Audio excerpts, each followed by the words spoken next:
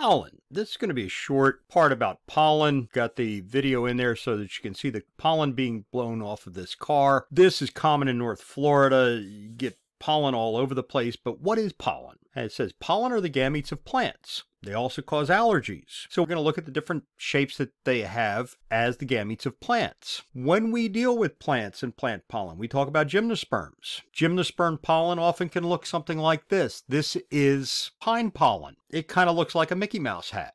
This is podocarpus pollen, and you can see the same sort of Mickey Mouse hat on that. This is another pine pollen, and you can see how it looks like it's got two ears, and it looks like it's got the central part where all the nucleic acids are, and it looks like it's 3 cells. This is ginkgo pollen. Ginkgo, remember, is a different type of gymnosperm, and it has pollen that looks like this. It's more rounded, but it's kind of got a thick wall, and it's got various openings for germ tubes to come out of.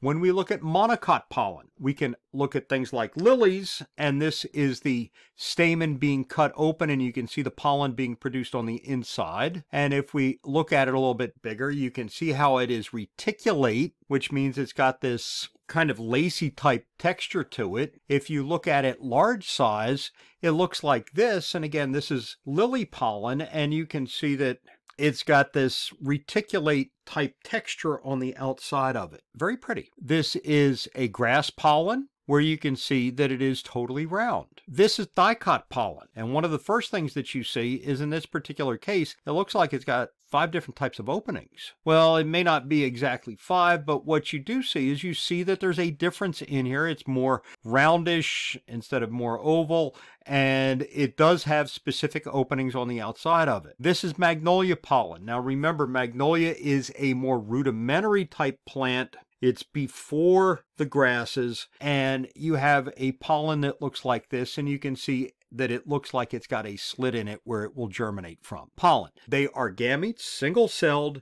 They carry the genetic material. They are haploid, and they will pass that information on to the next generation.